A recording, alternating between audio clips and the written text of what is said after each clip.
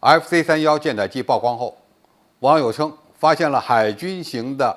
歼20H，真的有可能吗？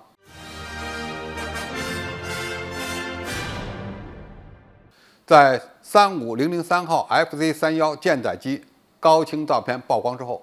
关于中国下一代舰载机的争议应该画上了句号。不过前几天有网友声称发现了一张据说是歼20海军型的照片。这张照片展示的是一群海军军官在某地参观，一名研究人员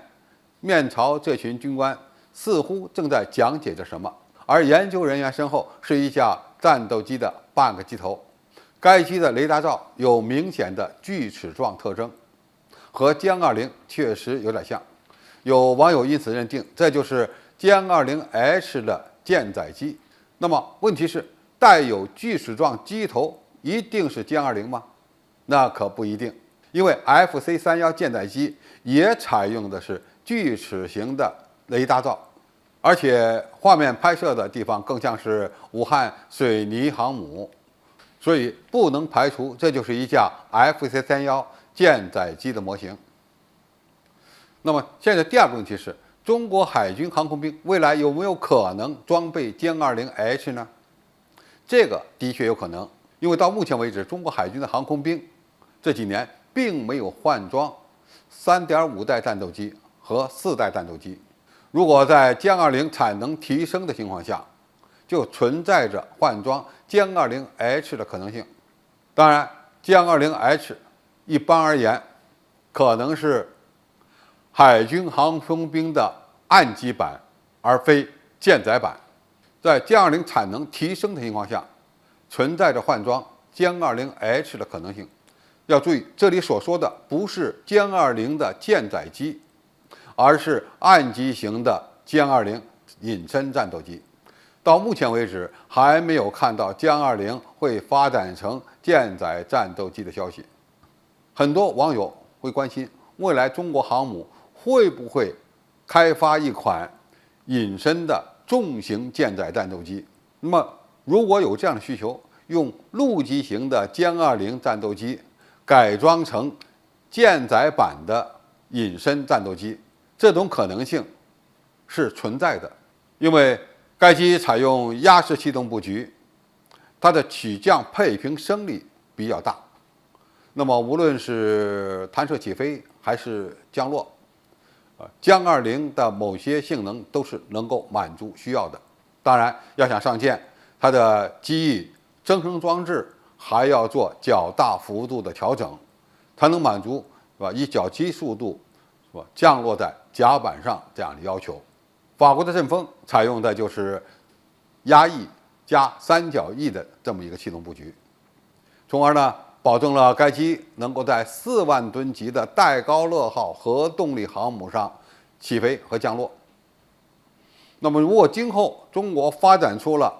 排水量更大的，比如10万吨级以上的超级航母，那么把歼20改为舰载机，那么它就有了相应的使用场所。那目前之所以选中 FC-31作为我军的下一代隐身舰载战斗机，主要是看重它外形尺寸比较小，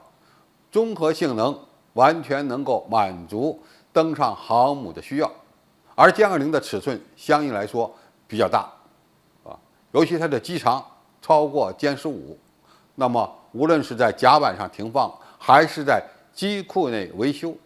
它所占据的空间都相对比较大，这势必会影响到航母舰载机的装备数量。那么，如果未来的航空母舰所配备的舰载战斗机全部隐身化，那么歼20未来改装成舰载隐身战斗机，那这可能性呢就会大幅度的提升。但是从目前的需要与可能来看，在未来相当长的一段时间内，中型隐身舰载战斗机和中大型的第3代的舰载战斗机搭配使用，可能是一个更好的选择。无论是出于军事经济效益的角度考虑，还是出于增大航母舰载战斗机编队的载弹量这个角度来考虑，都是如此。所以，无论是美国还是中国，这样都具备研发隐身舰载战斗机的国家，目前的选择都是由第4代的隐身舰载战斗机搭配第3代或者是3代半的舰载战斗机，从而形成高低搭配这么一个格局。如果未来中国的航母需要实现全隐身化，那么还有2条路子可走，一个是将歼20改装成舰载战斗机，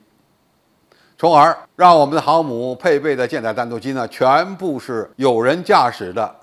隐身方案。那么还有一种可能呢，就是为现在的中大型航母开发无人驾驶的隐身攻击机，或者是隐身的中程僚机。至于未来的航母舰载战斗机向哪个方向发展，这恐怕还要沉下心来继续观察。未来的海空大战会向哪个方向发展，这需要根据战争实践才能够确定装备发展的方向。好，今天的评述就到这里，谢谢大家收看，我们下期再见。